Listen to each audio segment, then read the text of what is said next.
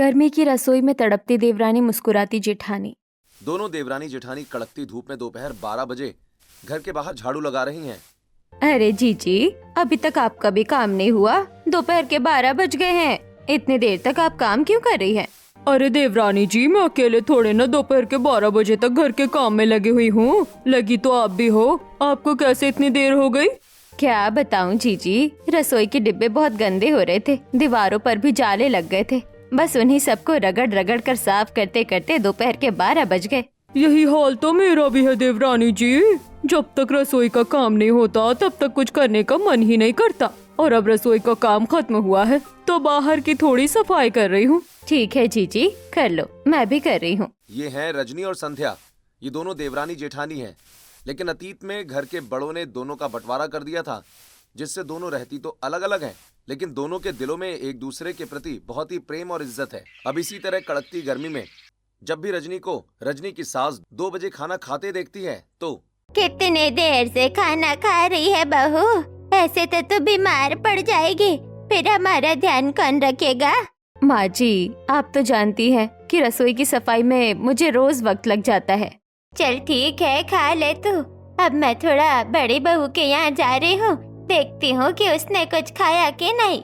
अब उर्मिला अपनी बड़ी बहू संध्या के घर आती है, जो 2 बजे पूजा कर रही होती है। हे भगवान, दोनों देवरानी जेठानी एक जैसी है। अभी पूजा ही किया है बड़ी बहू तूने। ये कोई टाइम है पूजा का? अरे न पूजा का टाइम ठीक है, न खाने पीने का। प्रणाम माँ जी। हाँ, आप ठीक कह रही हैं, पर क्या करूँ, अकेले ही सब करना पड़ता है तो वक्त तो लग ही जाता है। चलिए अब साथ में खा लेते हैं। अब उर्मिला अपनी बड़ी बहू के साथ बैठकर ठंडे आहार को खाती है और फिर थोड़ा विश्राम करके शाम को अपनी छोटी बहू के घर आती है। अरे आप तो गई तो वही ठहर गई माँ जी, क्या हुआ? जीजी कुछ कह रही थी क्या? नहीं बहू, तेरी जेठानी मुझे खाना पीना खिलाने लगी। फिर गर्मी में तो शरीर खाना खाते ही भारी हो जाता है, इसलिए वही विश्राम करने लगी थी। अब रजनी रात का खाना बनाकर अपने पूरे परिवार को खिलाती है। मम्मी, खाना तो बहुत स्वादिष्ट बना है और ये सीजन के ठंडे ठंडे फल भी बहुत स्वादिष्ट लग रहे हैं। मम्मी, कल से ये ठंडे फल मेरे टिफिन में भी डाल दीजिएगा, गर्मी बहुत ज्यादा बढ़ गई है। अब इसी तरह दोनों देवरानी जेठानी कड़ी धूप में सब्जियां खरीदने आती हैं तो अरे जीजी, आपकी शक्ल पर 12 क्यों बज रहे हैं? आँखों के नीचे भी काले सर्कल हैं। क्या हो गया? सब ठीक तो है ना? अरे देवरानी जी, गर्मी के चक्कर में मेरा हर दिन बीपी लो ही रहता है। वैसे तुम्हारी शक्ल पर भी 12 ही बज रहे हैं। हाँ जीजी, गर्मी से दिक्कत तो मुझे भी बहुत हो रही है। अब दोनों देवरानी जेठानी की बातें सुनकर पड़ोस की बसंती आती है। अरे तुम दोनों देवरानी जेठानी तो बिल्कुल सूख कर कांटा हो गई हो काम करते करते। मेरी मानो तो अब अपने अपने बेटों की शादी कर दो, तभी तुम्हें आराम मिलेगा। अब कुछ देर के बाद बसंती वहाँ से चली जाती है। जीजी, वैसे बसंती कह तो ठीक रही थी, बहू आ जाएगी तो हम लोग बहू के साथ मिलकर जल्दी काम निपटा लेंगे। हाँ हाँ, चलो ना, आज ही घर में अपने अपने बेटों से शादी की बात करते हैं। अब रात को खाने की टेबल पर संध्या अपने बेटे से, बेटा अनिकेत, मुझे तुमसे कुछ बात करनी है। हाँ माँ, बोलो ना। बेटा, अब मैं चाहती हूँ कि तुम्हारी शादी कर दूं। मेरी भी उम्र हो गई है। अरे माँ, तो इसमें पूछने वाली क्या बात है? क्या मैंने कभी आपके किसी फैसले से इनकार किया है? मैं तैयार हूँ। दूसरी तरफ रजनी खाने की टेबल पर अपने बेटे से, बेटा, अगर तेरा मन ठीक है तो मैं एक बात बोलूं? हाँ माँ, बोलो ना। बेटा, मैं कह रही थी कि तेरी शादी की उम्र हो गई है, अगर समय रहते इस घर में बहू आ जाती तो ठीक रहता। मेरी भी उम्र हो गई है। ठीक है माँ, मुझे कोई दिक्कत नहीं है। अब अपने अपने बेटों की हाँ सुनकर अगले ही दिन रजनी और संध्या अपने घर में पंडित जी को बुलाती हैं। पंडित जी, एक ऐसी लड़की का रिश्ता दिखाइए मेरे बेटे के लिए जो पैसे वाली हो। जी जी, ठीक है, मैं अभी दिखाता हूँ। अब पंडित जी एक अमीर घर की लड़की की तस्वीर रजनी को दिखाते हैं। ये लड़की तो मुझे बहुत अच्छी लग रही है अपने बेटे के लिए पंडित जी।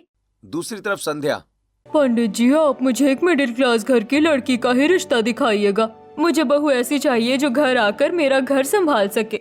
अब पंडित जी एक गांव की लड़की का रिश्ता संध्या को दिखाते हैं। पंडित जी, मुझे तो ये लड़की अपने बेटे के लिए बहुत जच रही है। अब दोनों ही देवरानी जेठानी अपने बेटों के लिए अपनी पसंद की लड़की पसंद कर लेती हैं और फिर सबसे पहले रजनी अपनी अमीर बहू के घर रिश्ता लेकर जाती है। रजनी जी, आ गई आप? आइए आइए, अंदर बैठिए। अब रजनी अपने बेटे के साथ सोफे पर बैठती है। सुषमा जी, आपकी बेटी कहाँ है? कहीं दिखाई नहीं दे रही। जी मैं अभी बुलाकर लेकर आती हूँ। अब सुषमा अपनी बेटी के कमरे में आती है। बेटी चलो, लड़के वाले आ गए हैं और तुम्हें बुला रहे हैं। अब गर्मी से परेशान होकर चिल्लाती हुई नव्या। अरे क्या यार मम्मी, आपको मेरी शादी गर्मी में ही करवानी थी क्या? इतनी गर्मी में अब मैं इन लोगों के सामने जाकर बैठूं? इन्हें बोल देना देखा देखी का काम थोड़ा जल्दी करे। मुझसे गर्मी बर्दाश्त नहीं होती है, मैं गर्मी में तड़पने लगती हूँ। हाँ हाँ पता है, तू गर्मी में तड़पने लगती है। गर्मी तुझे बर्दाश्त नहीं होती, लेकिन अब नीचे चल, सब इंतजार कर रहे हैं। अब नव्या लड़के वालों के सामने आती है। बेटी जरा अपने हाथ से सबको चाय पानी दो। हे भगवान, एक तो मैं गर्मी से तड़प रही हूँ, ऊपर से मेरी माँ को मुझसे इसी वक्त काम करवाने हैं। ठीक है मम्मी, देती हूँ। अब रजनी देखती है कि उसकी होने वाली अमीर बहू के चेहरे पर एक अजीब सा गुस्सा है। मेरी बहू कुछ कह नहीं रही है, लेकिन उसके चेहरे से साफ पता चल रहा है कि वो गर्मी से तड़प रही है और कुछ करने का भी इसका खास मन नहीं है। वैसे कोई बात नहीं, शादी के बाद तो सब करेगी ही। क्या हुआ रजनी जी, आप कहाँ खो गए? आपको हमारी लड़की पसंद तो है ना? हाँ हाँ, मुझे तो आपकी लड़की पहली नजर में ही पसंद आ गई थी। बेटा तुम्हें तो पसंद है ना लड़की? हाँ माँ, मुझे लड़की पसंद है। अब रजनी रिश्ता फिक्स करके अपने घर आ जाती है और शाम को ही वो ये खुशखबरी अपनी जेठानी को बताने जाती है। अरे जीजी, जीजी कहाँ हो? लो मुंह मीठा करो। क्या हो गया, मुंह क्यों मीठा करवा रही हो? जीजी मैं अपने बेटे के लिए लड़की देखकर आ गई हूँ। लड़की बहुत पैसे वाली है और दहेज भी लेकर आएगी, और लड़की काफी सुंदर भी है। वैसे आप भी तो लड़की देख रही थी ना आपके बेटे के लिए? क्या हुआ, कैसा परिवार देख रही हो? हाँ हाँ देवरानी जी, मैं भी लड़की देखने जाऊंगी कल। लेकिन हाँ, मैंने अमीर घर की लड़की नहीं, एक गरीब घर की लड़की पसंद की है अपने बेटे के लिए, जो यहाँ आकर सिर्फ मेरा घर संभाले, क्योंकि मेरे घर में किसी चीज की कमी नहीं है। जी जी, कमी तो मेरे घर में भी नहीं है, लेकिन बहू दान दहेज लेकर आती है तो बेटों का ही नाम होता है। अच्छा अच्छा, ऐसी बात है। चलो कोई नहीं, मेरी बहू जो खुशी से लेकर आएगी मुझे वही मंजूर है। अब अगले दिन संध्या अपने बेटे को लेकर अपनी पसंद की लड़की देखने के लिए जाती है, जो एक मिडिल क्लास फैमिली से है। संध्या जी आ गई आप? आइए, मेरे घर में आपका स्वागत है। अब लड़के वाले आकर सोफे पर बैठते हैं। वहीं हॉल में सामने किचन होता है और संध्या की नजर सीधा किचन पर जाती है, जो चांदी की तरह चमचमा रही होती है, और अंदर उसकी होने वाली बहू काम कर रही होती है। अरे मेरी होने वाली बहू ने तो रसोई बिल्कुल साफ सुथरी करके रखी है। अरे बेटी, लड़के वाले तुझे देखने आ गए हैं, तो कब तक रसोई का काम करती रहेगी? अब बाहर आ जा। अब आकृति अपने हाथों से चाय नाश्ता लेकर लड़के वालों के सामने आती है। आपकी बेटी तो बहुत खूबसूरत है देवकी जी, देखने से ही संस्कारी और कामकाजी लग रही है, और चेहरे पर ये मुस्कुराहट, इसे देखकर तो मेरा मन खुश हो गया। मुझे ऐसे ही चेहरे पर मुस्कुराहट वाली बहू चाहिए थी, जिसे देखकर घर वालों का मन हमेशा खुश रहे। अब कुछ देर के बाद जैसे ही सभी लोग चाय नाश्ता कर लेते हैं, आकृति फटाफट सारे बर्तनों को उठाकर रसोई में ले जाकर धोने लगती है और फिर दुपट्टे से हाथ पोंछते हुए लड़के वालों के पास आकर बैठती है। अरे बहू, रसोई ही संभालती रहोगी, अपनी सास से 2 बात भी करोगी? मैं यहाँ तुम्हें देखने आई हूँ, तुम्हारी रसोई थोड़ी। माफ करिएगा मम्मी जी, लेकिन मुझे रसोई में ना तो गंदगी पसंद है ना झूठे बर्तन, इसीलिए मैं लगे हाथ ही सारे काम रसोई के निपटा देती हूँ। वाह क्या बात कही है, ऐसी ही मैं भी हूँ, बिल्कुल मेरी तरह है आपकी बेटी देवकी जी। मेरी तरफ से ये रिश्ता पक्का है। अब तो आप मुहूर्त निकलवा लीजिए एक अच्छा सा। अब इसी तरह 3 से 4 हफ्ते गुजरते हैं, जिसके बाद रजनी और संध्या की बहू शादी करके अपने अपने ससुराल आ जाती है। अब संध्या की बहू सुबह 5 बजे उठकर घर की साफ सफाई करती है और फिर रसोई में जाकर झाड़ू पोछा, चूल्हे की पूजा करके, आरती करके अपनी पहली रसोई का खाना बनाती है। खाने में आकृति मीठे में सबके लिए चावल की खीर, रबड़ी, रसमलाई जैसी चीजें बनाकर तैयार कर लेती है और फिर उसे डाइनिंग टेबल पर रखती है। अरे वाह भाभी, आपने तो इतनी जल्दी उठकर इतना सब कुछ बना लिया, और ऊपर से ये सब कुछ ठंडा ठंडा है, खाने में मजा आ गया। हाँ हाँ, सच में आकृति, तुमने पहली रसोई में जितने भी मीठे पकवान बनाए ना, वो सारे ही बहुत स्वादिष्ट हैं। वैसे तुम इतना मुस्कुरा क्यों रही हो? मुझे तो लगा था कि तुम थक गई होगी सुबह से इतना काम करके। यही तो खासियत है मेरी बहू की। मेरी बहू कितना भी काम करे रसोई का, लेकिन उसके चेहरे पर थकावट नहीं, हमेशा मुस्कुराहट रहती है। आ बहू, तू भी कुछ खा ले। जी शुक्रिया मम्मी जी। अब आकृति भी अपने ससुराल वालों के साथ मीठे पकवान खाती है। दूसरी तरफ रजनी की बहू अभी तक एसी के नीचे ठंडी ठंडी हवा में पैर पसार कर सो रही होती है। वहीं रजनी घर में चक्कर काटती हुई। सुबह के 8 बज गए, अभी तक मेरी बहू उठी नहीं है।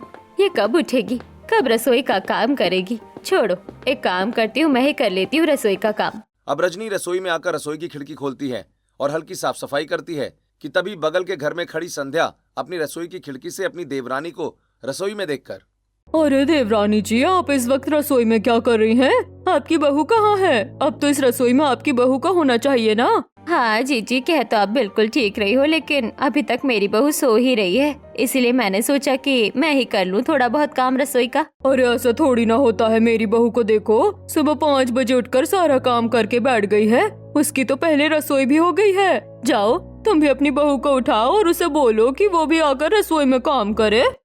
अब रजनी काम छोड़कर अपनी बहू के कमरे में जाती है। बहू, बहू, सुबह के 9 बज गए हैं, कब उठोगी? तुम उठती क्यों नहीं हो? देखो, तुम्हारी जेठानी ने उठकर अपनी पहली रसोई की रस्म भी कर ली है। अब अपनी सास की आवाज सुनकर किटकिट करते हुए नव्या उठकर बैठती है। क्या है मम्मी जी, सुबह हुई नहीं कि आप मेरे कमरे में घुसकर तमाशा करने लगी। और पहली रसोई इतनी गर्मी में कौन करता है? और वो जेठानी कौन है जो इतनी सुबह सुबह उठकर सारा काम करके बैठ गई? उसके चक्कर में मुझे भी करना पड़ेगा। जाइए आप, आ रही हूँ मैं। अब नहा धोकर नव्या रसोई में जाती है और साबूदाने की खीर बनाने लगती है। अब जब तक साबूदाने की खीर पकती है तब तक नव्या गर्मी में रसोई में परेशान होकर तड़पने लगती है। हे भगवान, इस पहली रसोई के चक्कर में तो मैं पसीने से भीग गई रसोई के अंदर। क्या आफत है। ओ गॉड, ये क्या, ये साबूदाने की खीर भी जल गई। अब मैं इसको ठीक नहीं करने वाली, मुझे गर्मी लग रही है। जा रही हूँ, यही खिला दूंगी। अब उसी जले साबूदाने की खीर को लाकर नव्या डाइनिंग टेबल पर रख देती है। अब सभी लोग जैसे ही उस खीर को खाते हैं वो खीर उन्हें गोंद की तरह चिपचिपी लगती है। अरे नव्या, ये कैसी खीर बनाई है तुमने यार? ये खीर कम, गोंद ज्यादा लग रहा है। कितनी चिपचिपी है ये खीर। सच में इतनी बेकार साबूदाने की खीर मैंने आज से पहले कभी नहीं खाई। बहू, ये सब क्या है? एक तो तुम इतनी लेट उठी हो, उसके बाद भी तुमने पहली रसोई में इतनी बेकार खीर बनाई है। क्या दिक्कत है आप लोगों की? एक तो गर्मी में मैंने तड़प तड़प कर आप लोगों के लिए ये साबूदाने की खीर बनाई है, और ये खीर थोड़ी सी जल क्या गई? आप लोग तो लगे राई का पहाड़ बनाने। अरे इतनी गर्मी में मैंने पहली रसोई कर दी ना, वही बहुत बड़ी बात है। खा लीजिए जो बना है। बाप रे रजनी, तेरी बहू तो पहले दिन ही रसोई में गर्मी से तड़पने लगी। अभी तो गर्मी ठीक से आई भी नहीं है। अब इसी तरह शाम को संध्या की बहू रसोई की साफ सफाई करके रात का खाना बनाने लगती है। रात के खाने में आकृति राजमा की सब्जी, चावल, छोले पूरी जैसी सब्जियों में तड़के लगाती है, जिसकी सारी खुशबू खिड़की से होते हुए रजनी के घर में जाने लगती है। अरे जीजी के घर से तो रात के खाने की भी खुशबू आने लगी। लगता है उनकी बहू ने रात का खाना भी बना लिया है। एक मेरी बहू है जो अभी तक कमरे से बाहर ही नहीं निकली है। अब रजनी अपनी बहू के कमरे में जाकर, ये क्या है बहू, सारा सारा दिन अपने कमरे में बैठी रहती हूँ एसी के नीचे, रात का खाना नहीं बनाना क्या? देखो, तुम्हारी जेठानी के घर में रात का खाना भी बन गया, जिसकी खुशबू हमारे घर तक आ रही है। मम्मी जी प्लीज, आप फिर से जेठानी जी की बड़ाई मेरे आगे मत कीजिए। और हाँ, मुझे गर्मी पसंद नहीं है। मैं गर्मी में थोड़ी देर रहते ही तड़पने लगती हूँ, और रसोई में तो मेरी तड़पन इतनी ज्यादा बढ़ जाती है कि मुझे वहाँ खड़े रहने का भी मन नहीं करता। और आप खाना बनाने की बात कर रही हैं? हाँ हाँ बहू, मैं समझ सकती हूँ, लेकिन अब तुम्हारी शादी हो गई है, और शादी के बाद लड़कियों की पहली जिम्मेदारी घर गृहस्थी को संभालना ही होता है। चलो जाओ, फटाफट सबके लिए खाना बना लो। अब गुस्से में नव्या पैर पटकती हुई रसोई में आती है और कुछ हरी सब्जियों को काटने लगती है, और इतने में ही नव्या गर्मी से परेशान हो जाती है। ओह गॉड, अपने घर पर तो आज तक मैंने एक रोटी नहीं बनाई, और यहाँ मुझे इतने सारे जनों का खाना बनाना पड़ रहा है। ऐसे तो मैं गर्मी से तड़प तड़प कर मर ही जाऊंगी। नहीं, मुझसे नहीं बनेगा ये खाना, मैं बाहर से ही मंगा लेती हूँ। अब नव्या बाहर से खाना मंगाती है और खाने को प्लेट में परोसकर सभी के लिए डाइनिंग टेबल पर रख देती है। अब घर के सदस्य जैसे ही बाहर के खाने को खाते हैं, वो खाना उन्हें खट्टा लगता है। अरे बहू, ये कैसा खाना बनाया है? इस खाने में से तो बदबू आ रही है। ऐसा लग रहा है ये खाना खराब हो गया है। भाभी, आप ये क्या कर रहे हो? पहले तो आपने साबूदाने की खीर जला दी, और अब ये बदबूदार खाना आपने कैसे बना दिया? ये खाना तो मुझे घर का लग ही नहीं रहा है। ये रेस्टोरेंट का खाना है जो काफी देर बंद होने की वजह से खराब हो गया है। तभी गर्मी में परेशान होकर नव्या कहती है, अरे हाँ हाँ, ये खाना घर का नहीं बाहर का ही है। और ऐसा नहीं है कि मैंने खाना बनाने की कोशिश नहीं की रसोई में, लेकिन रसोई में इतनी ज्यादा गर्मी हो रही थी कि मैं गर्मी से तड़पने लगी, और फिर मुझसे रहा नहीं गया और मैंने सारा खाना बाहर से मंगा लिया। अब रजनी के घर में खाने को लेकर बहस चल रही होती है कि तभी रजनी की जेठानी अपनी बहू के साथ अपने हाथ में कुछ स्वादिष्ट पकवान लेकर वहां हाजिर होती हैं। अरे बिल्कुल सही समय पर आए हैं हम लोग। आप लोग खाना ही खा रहे हैं। ये देखिए, मैं आप लोगों के लिए अपनी बहू के हाथ के बने स्वादिष्ट पकवान लेकर आई हूँ। अब सभी लोग फटाफट आकृति के हाथ के बने पकवान को खाने लगते हैं। बड़ी भाभी, आपने पकवान कितने स्वादिष्ट बनाए हैं। और एक हमारी भाभी है, उन्होंने तो खाना बनाने की वजह बाहर से मंगवा लिया और वो खाना भी खराब निकला। देख रही है रजनी, बड़ी बहू की बहू कितने समझदार है। इतना सारा खाना बनाया है अकेले इतनी गर्मी में, और हमारे लिए भी बना कर लेकर आई है। हर एक तेरी बहू है जो रसोई में जाते ही गर्मी से तड़पने लगती है। अब नव्या अपनी जेठानी को तिरछी नजर से देखकर अंदर ही अंदर जलती हुई खुद से कहती है, हे भगवान, ये मेरी जेठानी पागल है क्या? इतनी गर्मी में इन्होंने इतने सारे जनों का खाना क्यों बनाया है? और इतना खाना बनाने के बाद भी इनके चेहरे पर ये मुस्कुराहट क्यों है? अरे अगर इनकी जगह मुझे इतना खाना बनाना पड़ता तो मैं तो गर्मी से तड़प तड़प कर मर जाती। जेठानी जी, इतना काम करने में आपको गर्मी नहीं लगती है क्या रसोई में? नहीं देवरानी जी, मुझे रसोई संभालना शुरू से ही बहुत पसंद है, और अपने हाथ से लोगों को स्वादिष्ट खाना बनाकर खिलाना तो मेरी हॉबी है, फिर चाहे गर्मी हो या सर्दी। अब कुछ देर के बाद संध्या वहां से चली जाती है। इसी तरह कुछ हफ्ते गुजरते हैं और अब जैसे जैसे गर्मी बढ़ती है वैसे वैसे नव्या हर बात पर अपने ससुराल में कुड़कुड़ करने लगती है। इसके साथ साथ रसोई को भी नव्या बहुत गंदा रखती है। तभी एक दिन गंदी रसोई देखकर रजनी कहती है, बहू, ये कैसी हालत कर रखी है रसोई की? तुम रसोई साफ नहीं करती हो क्या? पूरे फर्श पर कचरा फैलाया हुआ है, डस्टबिन का कचरा भरकर बदबू मार रहा है, सिंक में झूठे बर्तन पड़े हैं जिसमें मक्खियाँ भी लग रही है, चूल्हा भी चिप चिप कर रहा है। अरे मम्मी जी, आपको दिख नहीं रहा है क्या कि गर्मी कितनी ज्यादा पड़ रही है? अरे इतनी गर्मी में अगर इतना सारा काम करूंगी ना रसोई का तो मैं तड़प तड़प कर तबाह हो जाऊंगी। अरे बहू, तुम्हें एक काम कहो रसोई का, तुम उतने में ही तड़पने लगती हो जैसे गर्मी तो सिर्फ तुम्हें ही लगती है और किसी को नहीं। चलो साफ करो फटाफट से ये रसोई। अरे कोई देखेगा तो क्या कहेगा? अब अपनी सास के रसोई से निकलते ही नव्या गर्मी से परेशान होकर डस्टबिन के कूड़े में परफ्यूम छिड़क देती है और झाड़ू से फर्श का कचरा अलग अलग कोनों में घुसाकर छिपा देती है और सिंक में पड़े गंदे बर्तनों को हल्का हल्का फ्लश करके रख देती है। मम्मी जी, इतनी गर्मी में मैं यहाँ तड़प तड़प कर काम नहीं कर सकती थी, इसीलिए मुझसे जितना हुआ मैंने करके रख दिया। अब इसी तरह कुछ हफ्ते गुजरते हैं और एक दिन संध्या अपने घर में एक छोटी सी पूजा रखती है। बहू, माँ जी, काजल, सब रेडी हो जाओ। तुम्हारी बड़ी मम्मी ने अपने घर में छोटी सी पूजा रखी है और हम सबको वहाँ जाना है। अब रजनी अपने परिवार वालों को लेकर जेठानी के घर पहुँचती है। देवरानी जी, आ गए आप? माँ जी आइए, बैठिए ना। बहू, तुम भी बैठो, या तो जाओ रसोई में अपनी जेठानी की मदद करवा दो। हाँ बहू, चल रसोई में ही चलते हैं, देखते हैं बहू क्या कर रही है। अब रजनी अपनी अमीर बहू को लेकर अपनी जेठानी की रसोई में आती है, जहां आकृति पूजा के लिए ढेर सारे प्रसाद और खाना पीना बना रही होती है। दूसरी तरफ सभी चीज अपनी व्यवस्थित जगह पर रखी होती है और रसोई चांदी की तरह चमक रही होती है। बड़ी बहू, तुमने तो अपनी रसोई को बड़ी खूबसूरती से समेट के रखा है, और इतना सारा प्रसाद, खाना पीना तुम अकेले बना रही हो। तुम्हें गर्मी नहीं लग रही है क्या? नहीं छोटी मम्मी जी, गर्मी क्यों लगेगी? ये सब तो गृहिणी का सबसे पहला काम होता है जो उसे हर मौसम में करना ही पड़ता है। देख रही हो बहू, तुम्हारी जेठानी घर के कामकाज को कितना समझती है, और रसोई देखो, रसोई में कितनी साफ सफाई है इसकी। अरे क्या इसे गर्मी नहीं लगती? लेकिन फिर भी कर रही है। पर तुम तो रसोई में घुसते ही 2 मिनट में तड़पने लगती हो गर्मी से। मम्मी जी, ये एक मिडिल क्लास लड़की है, इसने शुरू से सिर्फ रसोई संभाली है, इसीलिए इसका फेवरेट काम है रसोई को साफ रखना। लेकिन मैं स्टैंडर्ड घर की लड़की हूँ जिसे रसोई के अलावा भी बहुत काम आता है। अब इतना कहकर नव्या वहाँ से चली जाती है। अब कुछ देर के बाद पूजा संपन्न होती है। सभी लोग प्रसाद खाते हैं।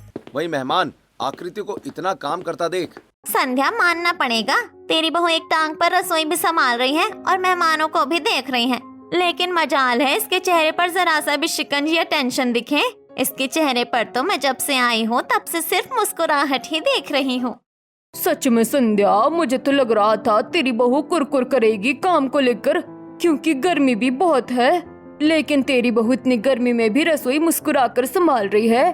और वही रजनी की छोटी बहू देखो, एक काम में मदद नहीं कर रही है अपनी जेठानी की। अब ये सुनकर रजनी को शर्मिंदगी महसूस होती है। वहीं उसकी बहू नाक चढ़ाकर सबकी बातें इग्नोर करके मुंह घुमा लेती है। अब मेहमानों के जाने के बाद आकृति अपने परिवार वालों के लिए डाइनिंग टेबल पर तरह तरह के पकवान परोसती है। बड़ी भाभी, आपने तो सच में बहुत स्वादिष्ट पकवान बनाया है। अनिकेत भैया, आप तो अपनी वाइफ से खुश रहते होंगे ये सब खाकर। एक मेरी वाइफ है जो रसोई में कुछ करना ही नहीं चाहती।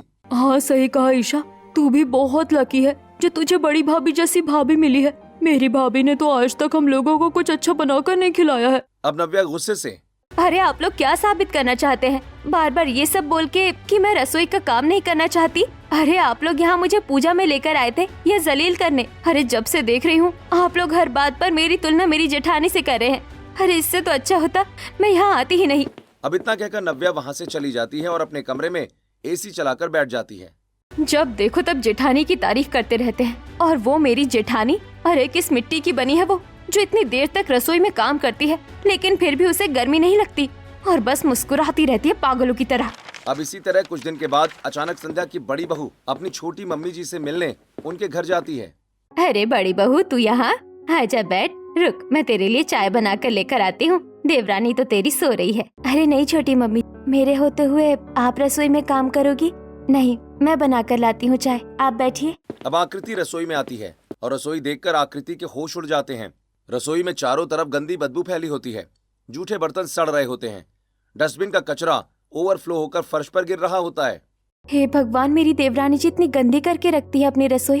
अरे गर्मी के कारण ये सारा कचरा सड़कर बदबू मार रहा है और रसोई के कोने कोने में भी गंदगी फंसी हुई है। नहीं, अब मैं चाय बाद में बनाऊंगी, पहले ये रसोई साफ करूंगी। अब आकृति पहले स्लैब साफ करती है, फिर सारे जूठे बर्तन धोती है और फिर झाड़ू लगाकर कोने कोने से कचरा निकालते हुए कचरों का पहाड़ रसोई से बाहर करती है, जिसे देख रजनी, बाप रे बाप, इतना सारा कचरा मेरी रसोई में कहाँ से आया? कहाँ से आएगा? ये सब तेरी बहू का कमाल है। तेरी बहू रसोई में जाते ही ऐसे तड़पने लगती है जैसे किसी ने उसका गला ही दबा दिया हो, और इसी चक्कर में वो ठीक से काम भी नहीं करती। आज बड़ी बहू ने सफाई की है तो इतना कचरा निकला है। अरे बस बस, आप लोग शांत हो जाइए, कोई बात नहीं। देवरानी जी छोटी है, उनसे इतनी सफाई नहीं हो पाती होगी।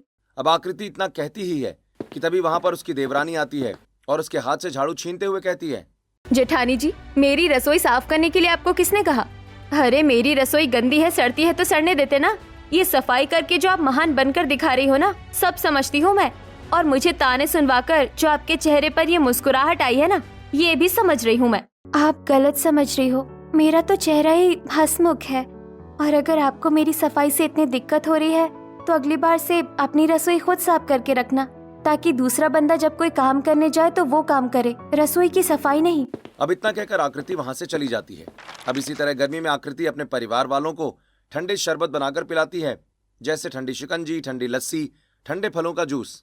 बहू तो इस गर्मी में हमारा कितना ख्याल रखती है। अरे बहू हो तो तेरी तरह। सच में भाभी, आप हमारा बहुत ख्याल रखती हो, साथ ही आप रसोई भी बहुत अच्छी तरीके से संभालती हो।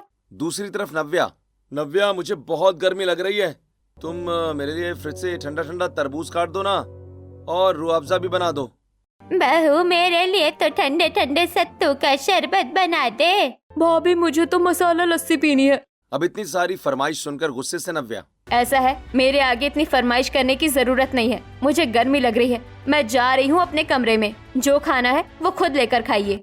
अब इतना ही नहीं, अब नव्या रसोई में खाना बनाने से बचने के लिए रात को ही ढेर सारा खाना बनाकर रख देती है और दोपहर में उसी खाने को गर्म करके सबको खिला देती है।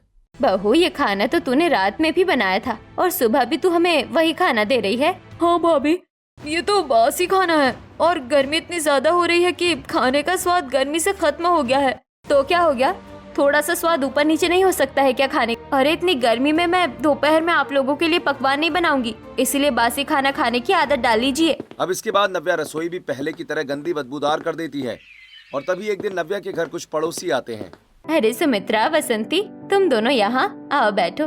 तुम जाओ, इनके लिए कुछ बना कर ले आओ। हे भगवान, इतनी गर्मी में इन लोगों को अपने घर में बैठा नहीं जाता, जो दूसरों के घर में उन्हें परेशान करने आ जाते हैं।